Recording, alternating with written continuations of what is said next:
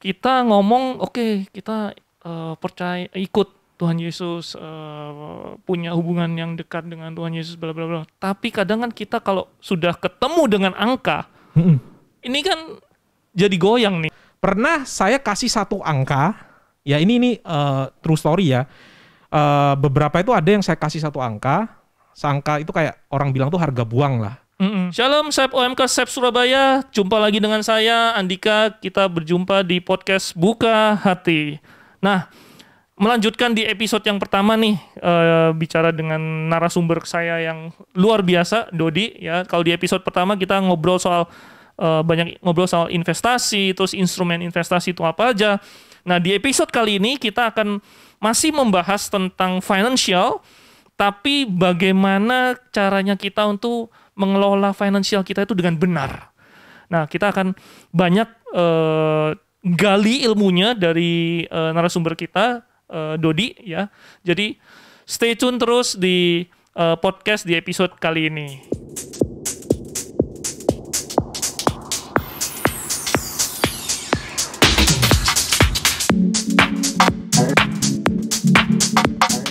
Dodi tadi ngomong 6 prinsipal dan semuanya ketolak. Iya. Itu gimana, Dot? Caranya, Dot? Oke. Makanya penting bagi kita untuk, kalau balik topik ya, merencanakan keuangan sebaik mungkin sehingga kita tidak berada pada temptation. Kenapa kalau kita tergoda? Karena kondisi pada saat ini selain dari iman kita mungkin yang goyah juga, kondisi yang juga mendukung. Misalnya kita lagi perlu uang, kita lagi utang, kita lagi mungkin keluarga kita, anak istri atau anak perlu susu, lagi kita nggak ada uang, gitu ya. ATM kita misalnya cuma tinggal 100.000 di ATM.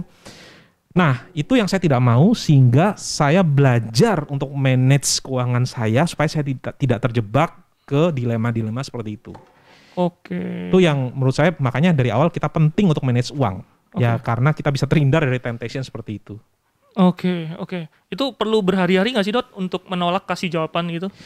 Nggak mau saya atau mau langsung, memang karena memang tadi kan Dodi bilang dari kecil udah ditanamkan nilai-nilai agama, terus punya komunitas juga. Oke. Itu ketika menolak itu saat itu juga atau ada pergumulan. Ada pergumulan. Jadi pertama ya, saya kasih harga buang. Iya, tadi harga yang buang. Nominalnya itu mungkin 1,5 bulan dari salary saya, dan saya nggak expect untuk diterima.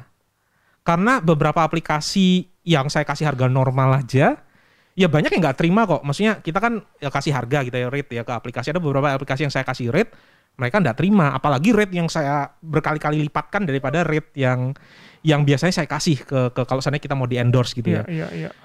Dan kagetnya diterima dan mungkin perlu 1 hari atau 2 hari ya ngobrol sama istri, kemudian tanya sama teman di komunitas. Pada akhirnya saya balas SMS-nya, mohon maaf, bla bla bla bla bla, saya tidak bisa menerima kerja sama ini, mohon maaf sebelumnya. Itu bla bla bla bla. Itu berapa hari itu pasti di kuping nih, terima aja gitu. Tapi lagi jangan gitu ya. Ya itu dilema, memang dilema. Ya. Tapi betul sih, komunitas penting ya, Dot ya. Benar, komunitas penting. Komunitas penting ya, oke. Dot, tadi sempat disinggung beberapa aplikasi. Gitu ya. Dot, menurut kamu, ini kan banyak nih, kita semakin dipermudah nih. Anak-anak muda, ya which is nggak anak muda aja, mungkin orang-orang yang sudah dibilang nggak muda juga, yang terlambat investasi dan nggak tahu investasinya mau seperti apa, bagaimana. Kan banyak nih aplikasi yang sangat memudahkan. Ya, benar. Sebetulnya investasi kita dengan melakukan investasi melalui aplikasi itu sesuai ini nggak sih, Dot? Apa yang firman Tuhan gitu ya, ataupun ajaran kita. Gitu. Oke, sebenarnya mindset tentang investasi dulu yang harus benar. Ya, kadang-kadang orang punya ekspektasi yang berlebihan tentang investasi sebelum kita pada akhirnya masuk ke aplikasi ya. Karena bayangan kita terhadap investasi itu yang harus benar dulu. Investasi itu banyak yang menganggap investasi itu adalah cara cepat untuk kaya. Nah, itu. Ini sesuatu yang salah. Investasi itu adalah cara pelan namun pasti untuk kaya. Bukan cara cepat untuk kaya. Kalau mau cepat kaya, kerja. Bukan pakai investasi. Kerja, bisnis, side hustle, nukarkan waktu kita ataupun kita cari active income. Itu cara cepat untuk kaya. Cara investasi itu adalah cara pelan namun pasti untuk kaya. Kerja itu membuat kita bisa jadi kaya pada saat ini. Investasi itu adalah membuat kita kaya pada masa depan. Membuat kita kaya pada di masa depan. Oke. Karena uang kita dengan kita taruh di investasi itu setidaknya bisa berkembang di atas inflasi. Apa sih inflasi? Uang 100.000 ya kalau kita mau belikan mie instan gitu. Mungkin cuma dapat berapa? 10 bungkus. Mungkin dapatnya 20 bungkus. Tahun depan mungkin cuman bisa 19 bungkus. Tahun depannya lagi cuma 18 bungkus dan seterusnya. Nah, uang ini kalau kita cuman taruh aja di bawah bantal atau kita cuman taruh di rekening tabungan biasa, tergerus dengan yang namanya inflasi. Nah, makanya kita taruh uang kita ini ke instrumen investasi. Nah, ekspektasi dari keuntungan itu yang harus benar dulu. Investasi itu keuntungannya mungkin antara 5-15% per tahun, bukan per bulan. Yang ditawarkan oleh orang-orang adalah bisa cuan 1% per hari. 30% per bulan. Iya. Atau 20% per bulan. Nah, itu yang pada akhirnya membuat orang jatuh ke investasi bodong. Karena ciri-ciri investasi bodong adalah seolah-olah dipromosikan ini adalah investasi yang bisa menghasilkan cuan secara cepat tanpa ada resiko sama sekali. Nah, ini yang harus kita punya mindset yang benar terlebih dahulu sebelum kita pilih aplikasi. Setelah kita punya mindset yang benar dulu terhadap investasi itu seperti apa, kita bisa mengontrol nih. Kira-kira kalau seandainya kita ditawarkan oleh teman kita, ini loh ada aplikasi investasi, coba install. Nanti kamu bisa nggulung sendiri uangmu 1% per hari dan sebagainya. Kita sudah punya bayangan. Ini terlalu too good to be true. Too good to be true. Dan kita juga mungkin minta hikmat dari Tuhan juga ya, supaya kita tidak greedy.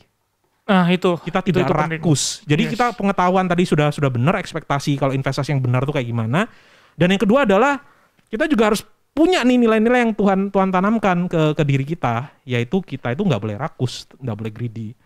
Kalau dua kombinasi itu sudah kita punyai, maka harusnya kita mau pakai aplikasi apapun kita tahu nih mana aplikasi yang benar, mana aplikasi yang legal, mana aplikasi investasi yang sesuai dengan ekspektasi investasi yang sesungguhnya, yaitu pelan namun pasti untuk kaya. Akhirnya kita tidak terjebak. Tapi kalau satu, ekspektasi tentang investasi aja kita tidak tepat, kemudian yang kedua kita tidak dekat sama Tuhan, pada akhirnya kita greedy ya, rakus ya. Jadi investasi bodong tuh lucu ya, semua orang tuh cuan di awal-awal.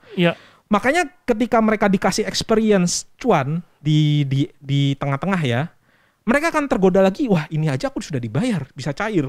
Mereka kan top up lebih banyak lagi. Senang lagi kan, cuan lagi kan, greedy lagi kan. Kalau gitu kalau aku jual rumah aja gimana? Aku gadaikan rumah. Toh bunga yang harus dibayarkan gitu ya, bunga pegadaian sama apa yang aku dapatkan gitu ya. Kalau pegadaian mungkin berapa 5% per bulan. Ini kalau kita masukkan ke sini bisa dapat 30% per bulan. Kan masih ada selisih nih bunga ya. Dimasukkan lagi dan itu terjadi kepada banyak orang. Makanya kalau kita lihat di berita ada yang rugi sampai 5M, sampai 4M.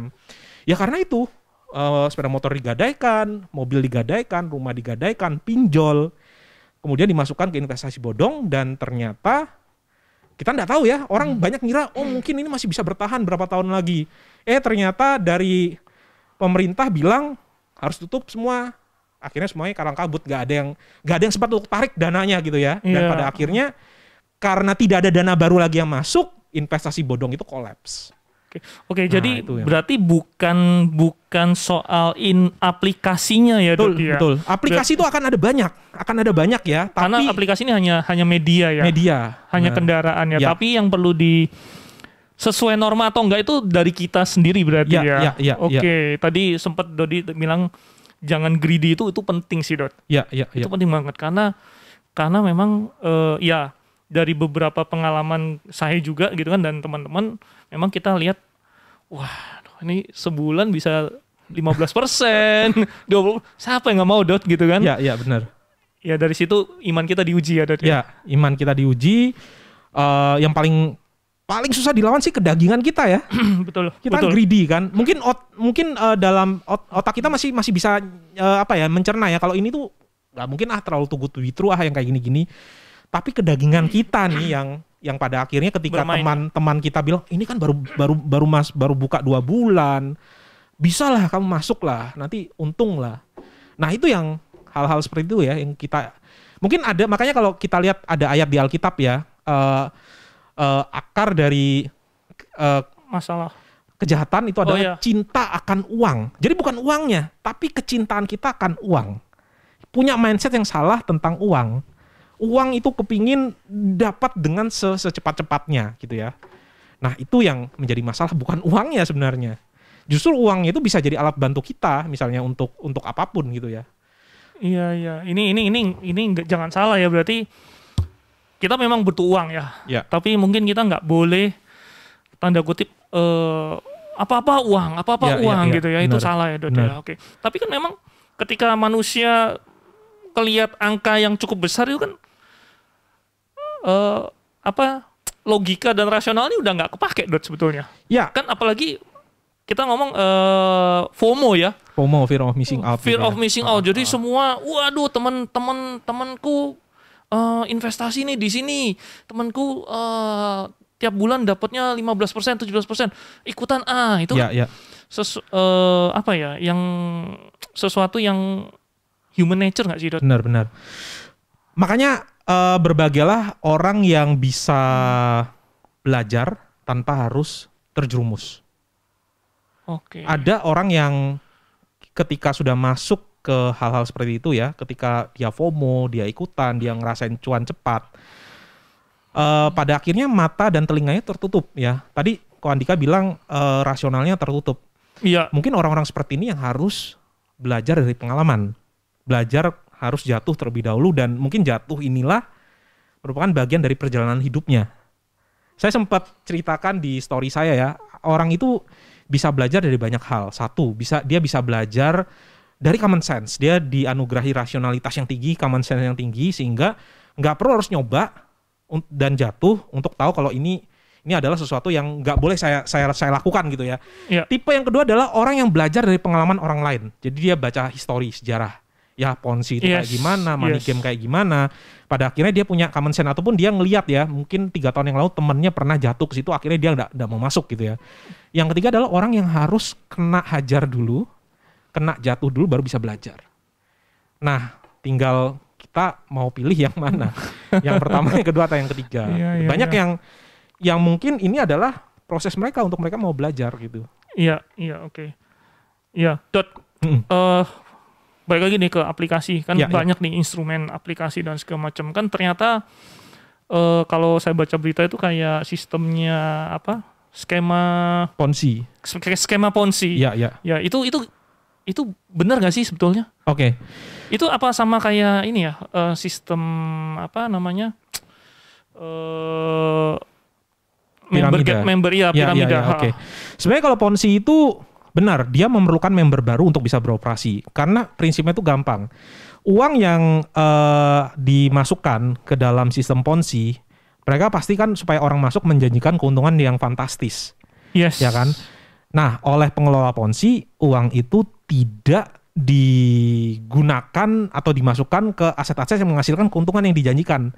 Melainkan uang yang tadi masuk digunakan untuk membayar member yang sebelumnya masuk. Oke. Jadi misalnya ya, saya store 10 juta. Dijanjikan misalnya dalam waktu 1 bulan dapat misalnya 3 juta. Nah, 3 juta yang saya dapatkan itu dapat dari uang dari member baru. Uang dari member baru yang digunakan. Jadi istilahnya gali lubang tutup lubang. Uang yang dari member yang baru masuk digunakan untuk membayar member yang lama. Seolah-olah member yang lama tuh merasa, wah ini benar nih investasinya karena saya dapat keuntungan. Sehingga mereka masukkan terus. Kapan Ponzi itu stop? Ketika sudah tidak ada lagi member baru. Makanya collapse-nya ketika kalau yang tahun ini pemerintah yang memutuskan kalau harus ditutup. Atau harus dulu urus perizinan. Kalang kabut kan, semua orang ingin withdraw, ingin tarik. Sehingga ya collapse lah yang namanya money game atau Ponzi tersebut. Tapi kan kita kadang nggak ngerti nih, Dot, ini Ponzi apa bukan sih? Ya, ciri-cirinya gampang sebenarnya. Satu, keuntungannya itu yang nggak make sense. 1% per hari itu bisnis apa sih? Bahkan ini lucu ya, lucuan aja di sosial media tuh sering ada yang bilang ya, saya lihat dari satu akun tuh bilang mafia aja atau orang yang kerjanya nggak legal aja iri loh sama mereka-mereka yang ngelakuin hal-hal kayak gini. Karena mereka aja yang kerjanya nggak legal nggak bisa dapat keuntungan sebesar mereka. Oke. Artinya keuntungan ini tuh nggak wajar. 1% per hari itu nggak make sense sama sekali. Nah itu sih paling gampangnya ya. Kalau seandainya too good to be true berarti it probably too good to be true. Yang paling wajar tuh kalau menurut saya ya 20% per tahun tuh masih make sense. Per tahun ya? Per tahun. Bukan per bulan ya? Bukan per bulan. Itu masih dalam range yang make sense dan itu pun paling bisa di-achieve dengan instrumen investasi seperti saham yang mereka nggak akan konstan 20% per tahun. Tahun berikutnya mungkin akan turun. Tahun berikutnya mungkin akan naik lagi. Tahun berikutnya akan turun lagi. Tapi secara jangka panjang, secara rata-rata mungkin 20% per tahun. Sedangkan kalau yang di Ponzi ini kan seolah-olah tidak ada goncangan. Dapat 1 bulan dapat sekian. Jadi istilahnya benar-benar keuntungannya tuh benar-benar fix gitu loh. Nggak ada fluktuasi sama sekali, nggak ada kerugian sama sekali. Nah, itu ciri-ciri yang paling gampang. Yang kedua adalah kenapa kok harus perlu member? Oke. Itu ciri-ciri kedua dari Ponzi biasanya. Perlu member dan keuntungannya tidak masuk akal. Iya. Dan yang masuk nggak perlu ngapa-ngapain katanya. Nggak perlu ngapa-ngapain. Betul. Oh, tinggal tiap pagi cuma baca koran, minum kopi gitu, terus sambil ngelihat keuntungannya berapa gitu. Benar, dan setiap tahun akan berevolusi. Kalau dulu zaman saya masih kuliah, produk-produknya tuh masih produk-produk yang misalnya mall online, aplikasi mall online, atau aplikasi pengiklan, atau aplikasi misalnya koperasi gitu ya. Iya. Sekarang ini robot trading mulai masuk ke instrumen investasi. Nextnya nggak tahu apa, mungkin NFT atau kripto gitu ya. Mungkin aja mereka akan membalut hal-hal yang trendy pada saat ini dan seolah ini adalah sesuatu yang legal. Oke. Kalau dulu kan sesuatu yang masih kayak yang kayak koperasi kayak inilah kayak masih bisnis ya. Kalau sekarang itu lebih ke arah produk investasi. Oke. Atau aplikasi. Iya. Dan Dodi tahu hal ini bahwa kalau too good to be true itu probably too good to be true ya, memang ini terlalu baik untuk jadi kenyataan. Oke. Itu ya pasti kan Dodi pasti akan bicara itu di kontennya Dodi. Iya, sudah beberapa kali saya utarakan. Enggak ini Dot. Enggak khawatir, enggak takut apa. Oh, enggak, kalau saya enggak vokal. Enggak vokal ya. Kalau saya enggak vokal, ada beberapa content creator yang vokal sampai sebut nama dan sebagainya, yang mereka memang dapat resisten yang lebih vokal dari pendukung-pendukungnya mereka. Iya. Oke. Dot, tadi saya catat ya. Ya. Supaya nggak masuk temptation tadi. Ya. Berarti harus benar mengelola uang nih. Benar. Kita harus bisa mengelola uang sehingga ya kita tidak akan tergoda. Atau kita tidak akan berada pada kondisi kita itu tergoda dengan tawaran-tawaran seperti tadi. Oke. Dot, mengelola uang tuh apa sih Dot sebetulnya? Oke. Sebenarnya benar. Sebetulnya kan kalau bayangan saya ya, mengelola uang itu ya oke, tiap bulan kita dapat bayaran. Budgeting atau spending. Ya kalau pengen jajan juga, ya yang pasti yang pertama bayar uang sekolah misalkan, terus bayar tagihan dan segala macam. Terus ya kalau dalam kurun waktu tanggal 1 sampai tanggal 28 gitu, ya kalau pengen jajan ya jajan lah dan segala macam. Maksudnya kebanyakan kan ya pokoknya nabung kalau ada sisanya nih. Ya. Gitu. Tapi sebetulnya kelola uang nih gimana sih? Ya. Kalau kita lihat di semua buku keuangan yang ada, saya mungkin baca buku keuangan ya nggak sampai banyak sekali gitu ya, seperti teman-teman yang lain. Tapi dari buku keuangan yang saya baca sebenarnya 3 prinsip aja. Yang itu pun sama di semua buku keuangan, mungkin pakai bahasa atau cerita-cerita yang berbeda aja dari authornya ya, pengarangnya. 1, live below your means. Hiduplah, pengeluaran tidak boleh lebih dari pemasukan. Pengeluaran tidak boleh lebih dari tidak boleh besar pasak daripada tiang. Ini prinsip yang mungkin dari orang tua ya diajarin ya, jangan boros, hidup hemat dan sebagainya. Tapi kadang-kadang karena sudah terlalu sering kita dengar, maka kita itu istilahnya apa ya, nganggap ini masuk kiri keluar kanan. Iya. Nah, ini yang satu. Yang kedua, ketika ada sisa uang, invest in the surplus. Jadi live below your means. Yang kedua adalah invest in the surplus. Kalau ada uang, investasikanlah. Dan yang ketiga, avoid debt. Hindari hutang. Oke. 3 prinsip ini aja yang ada di semua buku keuangan, tapi dengan pembahasan dari author yang beda-beda. Tadi apa? Live below your means. Live below, maksudnya hiduplah di bawah, hiduplah sederhana. Hiduplah tidak boros. Pokoknya tidak boleh besar pasak daripada tiang, betul, gitu ya. Betul. Yang kedua, kemudian kalau ada sisa, berarti kan pasti ada sisa kan, karena dia hidup di bawah penghasilannya kan. Investasikanlah sisa penghasilannya. Invest the surplus. Surplus itu kan kelebihan. Oke, invest sisanya atau kita harus rencanakan dulu. Jadi kadang kan ada orang tuh yang bilang jangan ada sisanya. Maksudnya jangan tunggu ada sisa baru diinvestasikan, tapi udah direncanakan dari awal. Nanti sisanya mau dibuat jajan dan segala macam. Itu gimana, Dok? Ya. Menurut saya menuju ke arah itu yang paling ideal. Jadi dari awal kita dapat gaji sudah otomatis terinvestasikan. Ada beberapa fitur-fitur ya, misalnya auto debit. Kita pakai fitur-fitur auto debit di beberapa bank. Jadi ketika kita dapat gaji, kemudian langsung secara otomatis tertransfer ke rekening investasi itu ada. Beberapa metode yang dinamakan pay yourself first. Bayarlah diri kamu itu terlebih dahulu. Diri kamu itu adalah uang untuk kamu nanti pensiun. Nah itu ada teknik-tekniknya, misalnya auto debit dan sebagainya. Iya. Ataupun kita, kalau saya pribadi ya, di tempat saya bekerja itu ada koperasi karyawan, di mana saya ikut program simpanan untuk uang anak saya pada saat saya masuk SD. Iya. Jadi saya sudah mengikuti program tersebut, dan ketika gaji saya keluar itu sudah langsung dipotong otomatis. Langsung masuk ke program simpanan berjangka tadi. Itu adalah salah satu tekniknya juga ya. Kalau seandainya perusahaannya ada fasilitas seperti itu. Nah, idealnya adalah kita itu menyisakan, kita itu sebelum kita gunakan untuk membayar dan sebagainya, kita sudah ada yang kita sisakan, yang kita sudah alokasikan untuk investasi. Itu yang paling ideal. Tapi bagi yang awal-awal mulai, ya biasanya yang tersisa. Karena kan satu, mereka ketika melakukan pengeluaran tidak mencatat pengeluarannya mereka apa aja. Jadi mereka tidak tahu mana yang kebutuhan, mana yang keinginan. Nah, jadi bagi mereka yang masih pemula-pemula, ya udahlah, setidaknya ketika ada sisa, investasikan sambil belajar teknik-teknik untuk misalnya nge-track pengeluaran kita. Misalnya, saya pernah dalam tahun 2019 itu saking ingin tahunya nih, mana aja yang saya itu boros, saya nyatet mungkin sekitar 9 bulan. Setiap bulan tuh kalau saya keluar misalnya beli jajan gitu ya. Jajan saya catat. Kemudian bahkan yang sampai ekstrim tuh ya parkir tuh saya catat. Gitu ya. Saya catat semua. Akhirnya keluar tuh dalam 1 bulan. Pos-posnya ada juga. Ini aplikasi bisa macam-macam ya, mau pakai Excel ataupun mau download aplikasi gratis di HP bisa. Nah, ternyata keluarlah di mereka setiap bulannya ngasih kayak semacam tampilan ya, pie chart dashboard gitu. Ya. Kurang lebih kayak gini.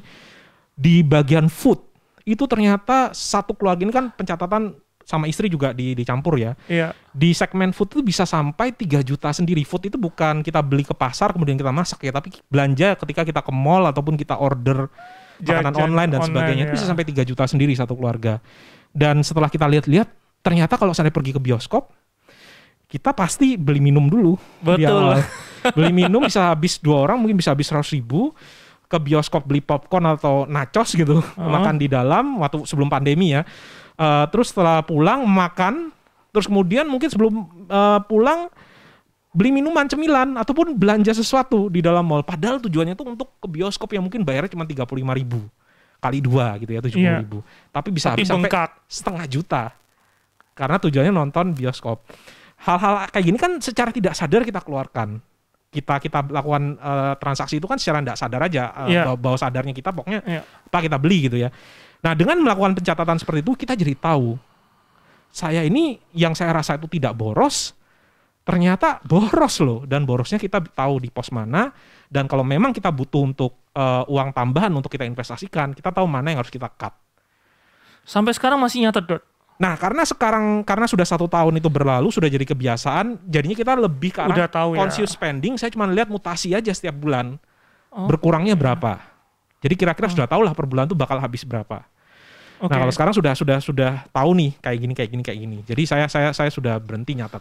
Jadi benar-benar ini ya Dot ya, benar-benar pisahkan dulu mana yang tanda kutip pengeluaran yang nggak seharusnya terjadi gitu kan. Iya benar. Itu harus sebisa mungkin dihilangin gitu ya.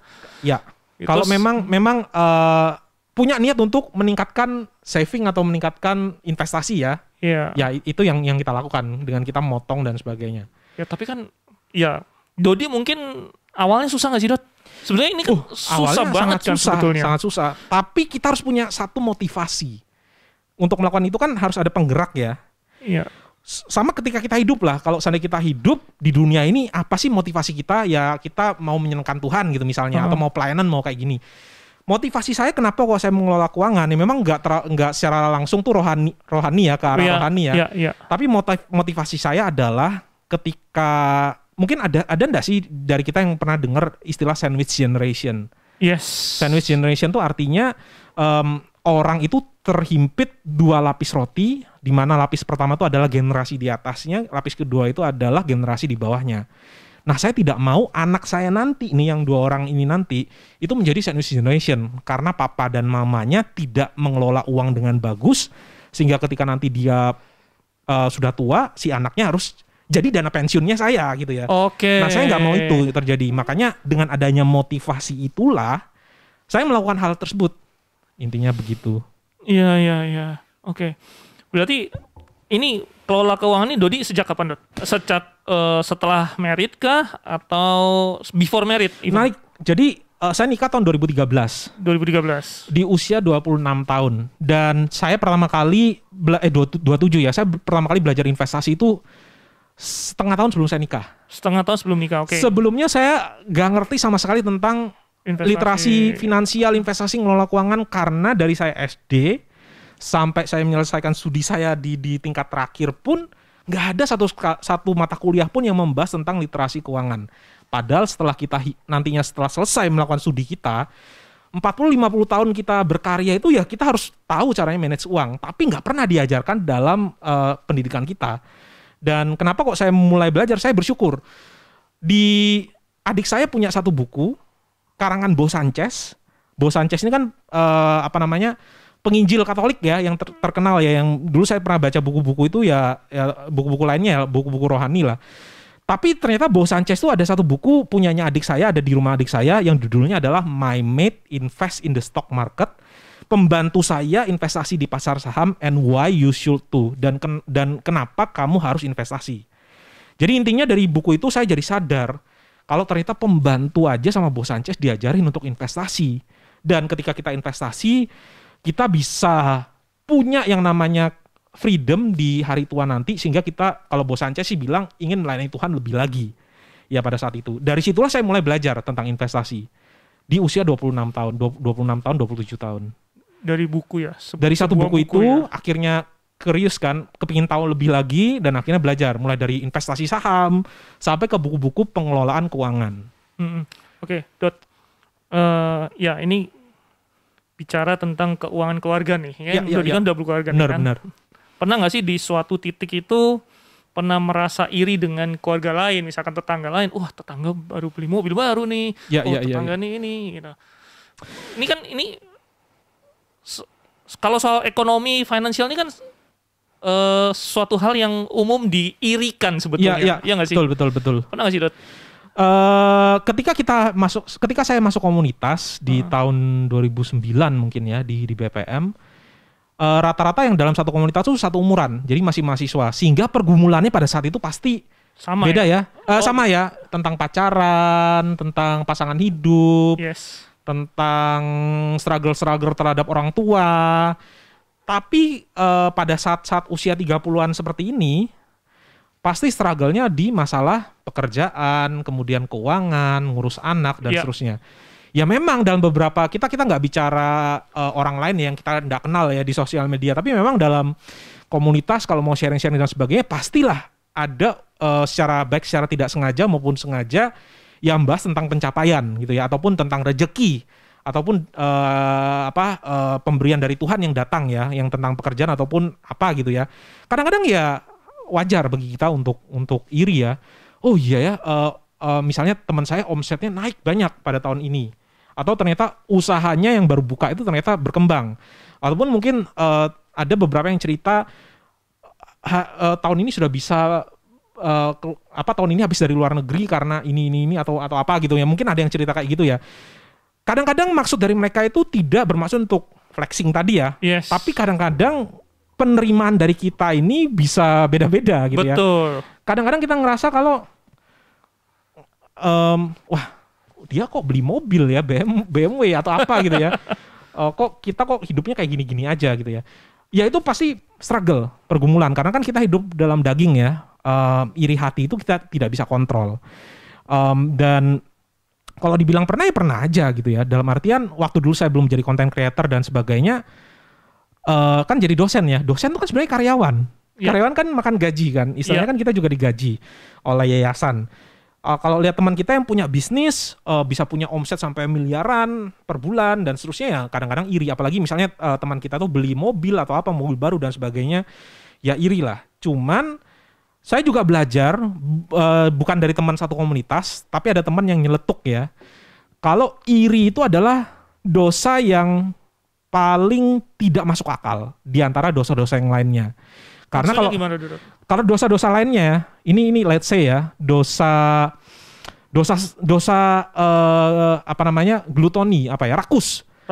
Kita kan merasakan manfaat kan, karena kita makan yang banyak manfaat sesaat gitu ya. Kita merasakan nikmat lah, nikmat sesaat. Karena kita makan yang enak, ya pada akhirnya konsekuensi di belakang ya kita yang tangguh karena itu dosa kan. Ada juga dosa lain, misalnya dosa seksual. Yes. Ya ini omong jeleknya ya, kita merasakan manfaat di awal gitu ya, nikmat. Ya meskipun biasanya dosa kan di awal kan nikmat dulu, kemudian dosa gitu kan. Iri itu gak ada nikmat sama sekali loh. Ketika kita iri terhadap orang lain, gak ada nikmatnya sama sekali. Beda dengan dosa-dosa lain. Nyuri ada nikmatnya karena kita di awal kita punya barangnya orang lain yang kita tidak punyai. Betul. Atau seksual gitu ya, ada nikmatnya, ada kepuasannya. Kalau iri itu sama sekali gak ada kepuasannya. Jadi orang yang terjebak di iri hati itu adalah orang yang kalau dibilang bahasa tuh dosa yang bojai gitu. Kenapa? Kita ngelihat orang lain punya harta gitu ya, orang lain gak ada maksud flexing, kita ngelihat kita jadi sakit hati sendiri, gak ada kenikmatan yang kita dapatkan sebelumnya. Padahal tetangga itu gak merasa apa-apa gitu ya. Nah ini yang akhirnya mengena omongan dari teman saya itu ya, kalau iri itu adalah dosa yang paling bojai lah, paling yang gak make sense. Nah itu ya belajar sih, tapi yang namanya hal-hal seperti itu ya pasti belajar. Nggak hanya teman aja, kadang-kadang di pencapaian, misalnya di pekerjaan sebagai dosen, kadang-kadang ya juga iri ya ketika misalnya ada teman dosen yang punya pencapaian di penelitian yang tinggi gitu ya, ataupun content creator yang dapat endorse dari brand lain, ataupun viewsnya tinggi, subscribernya banyak, padahal dulu saya mulai duluan, dia mulai belakangan, pasti ada. Cuman ya belajar untuk menguasai diri ya Dot ya. Menguasai diri, bukan menguasai diri ya, cepat-cepat hilang dalam pikiran. Hilang ya. Pasti ada masuk di pikiran, ya efek kita beberapa waktu, tapi ya mau nggak mau ya harus dihilangkan karena nggak ada nikmatnya sama sekali. Iri itu nggak ada nikmatnya sama sekali. Gitu. Sobat OMKers tuh, iri itu nggak ada dosa yang nggak ada nikmatnya sama sekali ya. Justru malah kayak langsung meracuni kita pada saat itu. Betul, karena kita ibarat kita yang minum racun. Betul. Tapi orang lain nggak minum gitu kan, nggak ngerasain ya. Oke, Dot. Kalau kita ngomong soal keuangan keluarga nih, ini kan Dodi kan tadi di awal kan punya 10 income streaming, gitu kan. Ini kan which is gimana sih Dot untuk menyeimbangkan antara kehidupan kamu yang secara finansial, maksudnya cari uang dan segala macam dengan kehidupan rohani kamu. Ini kan karena kan benar. Terus terang sesuatu yang kadang nih orang berat sebelah sebetulnya. Nah ini kamu gimana Dot untuk handle ini Dot? Oke. Sebenarnya ada beberapa dari income stream itu yang pada akhirnya itu otomatis. Misalnya investasi. Oke. Investasi kan dari saya pribadi kan ada 3 sumber penghasilan investasi kan. Jadi investasi dari bunga, investasi dari dividen, dan juga investasi dari kenaikan harga investasi kita. Nilai investasi kita, misalnya kita beli saham harga 1.000 naik jadi 1.500 atau properti dan sebagainya. 3 ini kan sebenarnya autopilot. Jadi investasi yang sudah autopilot sehingga sudah tidak require attention kita lagi untuk selama kita sudah tahu caranya kayak gimana, kita sisihkan uang, kita taruh di instrumen investasi secara rutin, ya udah ini nggak ada sama sekali. Nah, beberapa yang memang menyita perhatian itu adalah income stream yang aktif. Jadi income stream yang aktif itu adalah misalnya kita jadi dosen ataupun kita jadi content creator, itu nyita waktu. Yes. Nah, saya punya pengalaman di tahun 2019 di mana saya itu overload. Benar katanya Ko Andika, saya itu overload. Jadi pada akhirnya saya kebetulan ada satu income stream dari bisnis dengan berpartneran dengan teman saya, yang teman saya itu satu persekutuan doa juga sama dengan saya di bidang jasa konstruksi. Iya. Kita dapat satu proyek dan kebetulan di tempat saya bekerja, saya juga selain jadi dosen, di tempat saya jadi dosen, saya menerima kepercayaan juga menjadi ketua program studi, Kaprodi, ketua jurusan. Oke.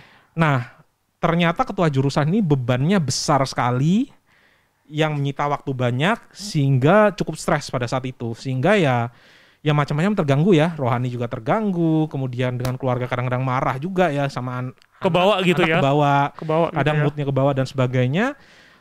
Dan di jasa konstruksi ini sudah dapat satu proyek yang lumayan besar. Saya memberikan saran kepada partner saya mengatakan seperti ini, gimana kalau kita sementara tidak terima proyek dulu, karena proyek ini lumayan besar yang didapatkan, yang cukup stres juga gitu loh, terima proyek ini.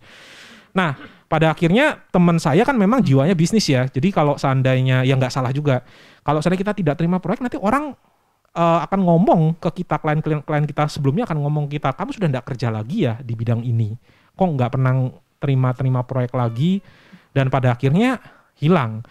Nah, akhirnya saya putuskan untuk saya tolak pada akhirnya. Jadi ketika ada proyek baru, saya bilang ke partner saya kalau kita nggak kongsian lagi di proyek yang baru ini. Akhirnya teman saya nyari partner teman saya yang lain lagi. Itu saya lakukan setelah saya itu overload, nggak bisa apa-apa lagi. Dan akhirnya memang ada yang dikorbankan. Nah, benar katanya Ko Andika, mencari balance itu paling susah. Kapasitas diri kita seberapa, kapan kita harus menerima, kapan kita harus menolak, itu paling susah. Kalau sekarang gimana, Dot? Kalau sekarang saya sudah tidak sengoyo yang lainnya lagi. Karena content creator itu kan sebenarnya pekerjaan yang nggak menyita waktu banyak. Dalam artian, nyita waktunya cuma scripting ya, dapat ide, nyari ide, scripting dan seterusnya. Tapi sekarang ini sudah menjadi kayak semacam autopilot gitu, karena template dari konten saya itu adalah review portfolio investasi, di mana pasti selalu ada konten, karena tiap minggu pasti berubah nilai portfolio investasinya gitu ya. Jadi itu sudah jadi satu konten tambahan. Dan saya akhirnya sudah tidak terima lagi proyek sama partner saya, sudah 2 tahun tidak terima proyek baru sama partner saya, dan pekerjaan saya sebagai kaprodi di tempat saya itu sudah selesai masa jabatannya. Okay. Jadi sekarang ini sudah dalam fase-fase lebih santai lagi, dan makanya saya ingin bisa mencapai yang dinamakan financial independence supaya saya bisa nolak pekerjaan. Nah, itu tujuan saya. Banyak orang yang bilang ya, kenapa kok harus nolak kerjaan sih? Tapi saya itu adalah tipe yang kalau seandainya uang ini sudah bisa ngasilin passive income yang lebih dari pengeluaran tahunan saya, kenapa kok saya harus kerja lagi? Jadi saya tipe yang malas kerja intinya. Aneh ya, ada orang yang rajin kerja, saya tipenya orang yang malas kerja. Iya. Okay. Karena ingin melakukan apa yang saya suka. Iya. Oke, Dot. Terakhir ya. Iya. Gimana nih, Dodi, dengan kesibukan yang ya mungkin sekarang sudah lebih santai ya, tapi kan tetap sibuk ya dengan kehidupan yang ngomong soal uang, investasi dan segala macam, terus jadi content creator, jadi dosen juga dan bla bla bla. Untuk nilai-nilai yang terutama tentang agama ya. Iya. Yang Dodi pegang sampai saat ini tuh apa sih sebetulnya, supaya nggak remnya nggak blong nih kan, kadang kan juga yang balik lagi nih ada katanya sama pertanyaan sebelumnya nih ya. supaya oke, gas rem gitu ya. Pertama, tahu kapasitas kita sampai seberapa ya, kita harus bisa berani untuk bilang say no kepada sesuatu yang mungkin menggiurkan pada kita, tapi ya kita tahu kalau kita sudah tidak sanggup lagi. Yang kedua, memang untuk kehidupan rohani saya juga tidak sampai yang sebagaimana gitu ya. Dibilang sempat kering ya juga sering ada yang namanya kekeringan gitu, tidak merasakan apa-apa. Semua orang itu terjadi sih. Iya benar. Tapi ada satu yang saya pegang, pasti ke gereja, pasti selalu ke gereja ya, tiap minggu nggak pernah bolong. Kemudian karena saya ya kita semua kan gereja di sini kan gereja Katolik ya kita ngikuti apa yang ada gitu ya. Kalau saat ini saat pantang puasa ya kita ikuti gitu ya. Kemudian ngikuti misalnya pengakuan dosa dan sebagainya, dan yang paling penting adalah mencoba untuk cari komunitas gitu ya, dimana dengan komunitas itu kita bisa berbagi, bisa mengingatkan. Dulu lucunya itu adalah saya dulu yang termasuk aktif di komunitas saya pada saat mahasiswa. Cuman setelah saya menikah, malah istri saya yang lebih aktif di komunitas saya yang baru tadi. Saya justru yang malah apinya sering padam gitu ya. Itu tipikal bapak-bapak sih, Dot. Tipikal bapak.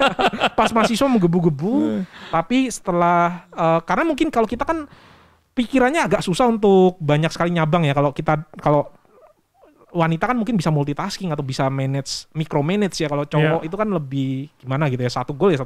Kalau pembenaran saya di rumah tuh, wah saya udah capek di kerjaan di kantor. Itu biasanya pembenaran gitu. Tapi ya itu betul sih, itu tipikal bapak-bapak sih biasanya.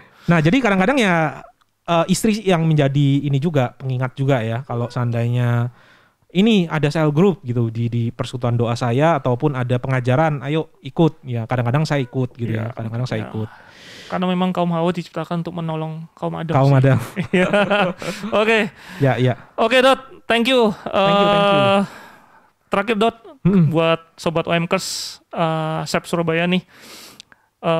Tips ini kalau kita ngomong soal uang kan, tipsnya bagaimana untuk kelola uang, investasi dan juga balancing dengan kehidupan rohani biar nggak kejeblos. Oke, saya paling suka dengan pertanyaan dari Ko Andika tadi tentang mindset kita terhadap uang. Ya. Ini harus benar dulu bagi teman-teman yang nantinya akan mendapatkan uang dan akan mengelola uang, harus tahu dulu apa benefit, apa mindset kita terhadap uang. Jangan jadikan uang ini sebagai alat untuk menyenangkan diri kita sesaat ataupun kita beli barang supaya bisa diterima oleh sosial, tapi jadikanlah uang itu untuk memberi waktu kita. Ini satu kata-kata yang saya dapatkan dari Bang Raditya Dika ya, yang mengena di saya.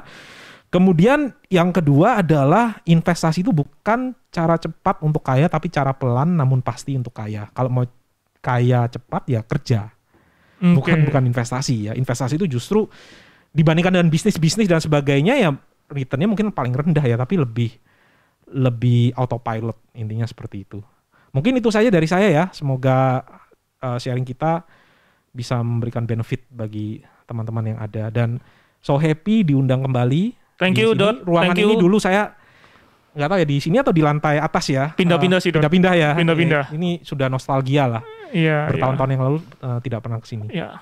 Thank you banget Dodi, waktunya udah sempat mampir ke ngobrol banyak nih ya, mungkin bisa jadi berkat juga nih terutama buat saya dan juga buat sobat SEP OMKers ya Surabaya. So jadi teman-teman, uang memang bukan segala-galanya, walaupun kita butuh uang gitu kan, cuma Tuhan memberi kita uang tuh melalui pekerjaan kita, tapi kita juga harus ingat bahwa uang hanyalah sarana, bukan tujuan ya. Jadi terus belajar, berakar, dan bertumbuh dalam Kristus, terutama ketika kita mengelola pemberian Tuhan dengan penuh tanggung jawab.